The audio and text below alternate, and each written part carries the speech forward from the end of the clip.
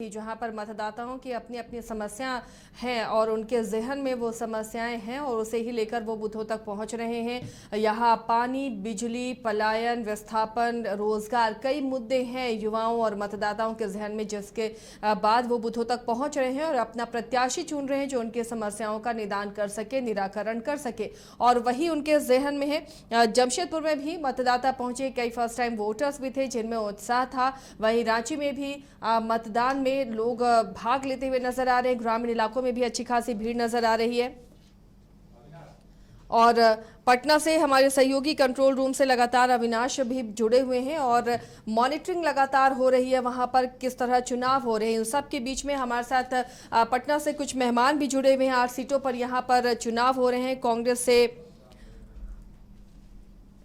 BJP से हमारे साथ आनंद जी जुड़े हुए हैं और कांग्रेस से सुंदरम जी जुड़े हुए हैं। आप दोनों का बहुत बहुत स्वागत है। सुंदरम जी और आनंद जी, आप दोनों का लौटेंगे आपके पास, लेकिन अविनाश हमारे साथ जुड़े हुए, उनसे अपडेट ले लेते हैं। अविनाश, क्या अपडेट दे रहे हैं आप कंट्रोल रूम से?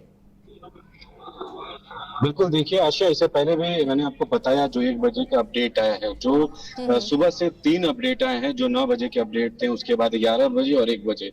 तो लगातार वोटिंग की जो प्रतिशत है वो बढ़ी है। जब पहला अपडेट आया था उस समय करीबन 9.5% जो है ओवरऑल वोटिंग हुई थी, और उसके बाद फिर से वोटिंग जो है वो बढ़कर 26% के लमसम गई। और अब जो तीसरी अब जो अपडेट है उसमें कुल मिला के 36.48% जो है ओवरऑल 8 लोकसभा सीटों पर जो आज वोटिंग हुए हैं, तो उन सभी सीटों की जो ओवरऑल जो परसेंटेज है वो अब 36.48% हो गई है। तो इससे पहले भी हमने आपको बताया और दिखाया जो सारी चीजें जो कंट्रोल रूम से मॉनिटरिंग हो रही है, और जो वोटर टर्नआउट रिपोर्ट है वो सीधे आपको हम अभी डिस्प्ले पे भी दिखा रहे हैं, हम्म। और यहाँ से सीधे जो तस्वीर है जो ये बताती है, और जो यहाँ के मुख्य निर्वाचन पदाधिकारी थे उन्होंने भी ये चीज सारी चीजों को बताया कि कैसे बूथ पर जो है वो सभी चीजों को कंट्रोल किया जा रहा है, चाहे वो पानी की व्यवस्था हो या फिर, क्योंकि धूप है जो इससे पहले काफी कम हुई थी, लेकिन इस बार जो है वोटिंग प्रतिशत बढ़ी है। और जब